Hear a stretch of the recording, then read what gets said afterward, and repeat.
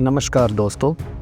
तो Iran Russia को इस बात पे डांट रहा है कि वो इंडिया को Su-57E और S-400 एयर डिफेंस सिस्टम क्यों दे रहा है, और साथ में फुल टेक्नोलॉजी ट्रांसफ़र की बात इंडिया के साथ क्यों कर रहा है, इवन दो कि इंडिया एक US एलाई है। ये बयान ईरान के सैयद हुसैन मुसाविन, जो कि ईरान के फॉर्मर डिप्लोमेट रह चुके हैं, उन्होंने दिया। यहाँ पर ईरान इसलिए बिलबिलाया हुआ है क्योंकि जिस तरह से US और इज़राइल ने ईरान के अंदर एयर स्ट्राइक्स की हैं, उसके बाद ईरान का एयर डिफेंस सिस्टम बिल्कुल ख़त्म हो चुका है और ईरान का एयर स्पेस अब बिल्कुल खुला पड़ा हुआ है। यहाँ पर US और इज़राइल कभी भी घुसकर ईरान में कोई भी मिलिट्री कार्रवाई कर सकते हैं, और ईरान के पास कोई भी एयरक्राफ्ट नहीं है। जो थोड़े बहुत एयरक्राफ्ट हैं वो US से ख़रीदे हुए बहुत ही पुराने एयरक्राफ्ट हैं, और ईरान ने रशिया से Su-35M और S-400 एयर डिफेंस सिस्टम खरीदने की डील की हुई है।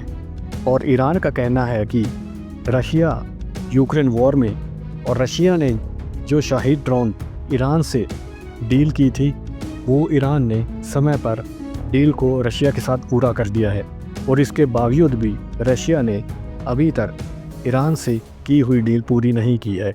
वहीं दूसरी ओर चाइना ईरान को अपने हथियार बेचने को उत्सुक है, पर ऑपरेशन सिंदूर में जिस तरह से चाइनीज़ हथियार पिटे हैं, ईरान चाइना से ऐसी कोई भी डील नहीं करना चाहता, क्योंकि ईरान को पता है कि चाइनीज़ हथियार इज़राइल और US के सामने सिर्फ पैसों की बर्बादी होगी।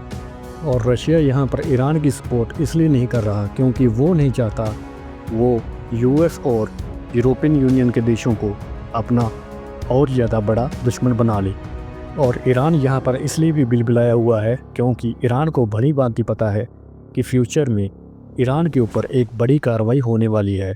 एक बार ट्रंप का नोबेल प्राइज़ का ड्रामा ख़त्म होते ही ईरान और पाकिस्तान को अच्छी तरह पता है कि उनकी बुरी तरह से ठुकाई होगी।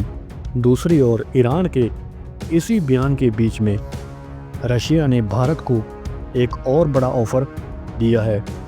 रशिया ने भारत से Su-57E की फुल टेक्नोलॉजी ट्रांसफ़र और भारत के HAL के साथ को प्रोडक्शन की बात भी हुई है, यानी कि Su-30 और ब्रह्मोस मिसाइल की तरह ये फाइटर जेट भी भारत में बनाकर दूसरे देशों को बेचे जाएंगे। तो रशिया का बड़ा ऑफ़र ये है कि Su-57E के साथ साथ हम आपको Su-70 अकोतनिक UAV देने को तैयार हैं, जो कि एक स्टेल्थ UAV है। तो रशिया यहाँ चाइना के खिलाफ जाकर आखिर भारत को अपने एडवांस हथियार क्यों दे रहा है, क्योंकि रशिया को पहले तो चाइना पर भरोसा नहीं। रशिया जानता है कि चाइना उनके इन हथियारों को रिवर्स इंजीनियरिंग के जरिए कॉपी कर लेगा, और दूसरी ओर रशिया कहीं ना कहीं चाइना को अपना दोस्त कम और दुश्मन ज़्यादा मानता है। तो ऐसे में अपनी एडवांस टेक्नोलॉजी चाइना को ट्रांसफ़र करना मतलब अपने पैरों पे खुद कुल्हाड़ी मारने जैसा होगा। Su-70 UAV, जो कि Su-57 फाइटर जेट के साथ उड़ान भरते हुए AI टेक्नोलॉजी के द्वारा पायलट की कमांड पर खुद ब खुद फैसला लेते हुए दुश्मन के ऊपर एयर स्ट्राइक कर सकते हैं। तो फ्यूचर की जंग AI वॉरफेयर के जरिए लड़ी जाएंगी। Su-70 UAV और Su-57E एक AI पावर्ड वॉर मशीन होने वाली है। यहाँ पर भारत को ऐसे एडवांस हथियार रशिया के द्वारा ऑफ़र करने का तीसरा कारण ये भी है कि भारत और US के बीच 10 साल के लिए डिफेंस डील होने वाली है। तो ऐसे में US भारत की डिफेंस मार्केट को खा जाएगा। तो रशिया नहीं चाहता कि उसके हाथों से इतनी बड़ी मार्केट निकल जाए, और ले दे के रशिया के पास सिर्फ तुर्की, ईरान और चाइना जैसे देश ही बचेंगे, और इन देशों पर रशिया कभी भी भरोसा नहीं कर सकता।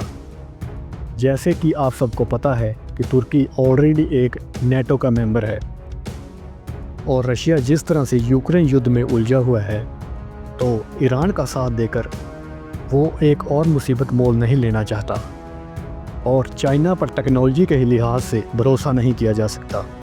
पाकिस्तान की जेब फटी होने के कारण रशिया उनको अपना कोई भी हथियार नहीं बेच सकता। रशिया यहाँ ये भी जानता है कि पाकिस्तान को अगर हथियार बेचे, कहीं ना कहीं ये हथियार सीधा यूएस के हाथ में लगने वाले हैं।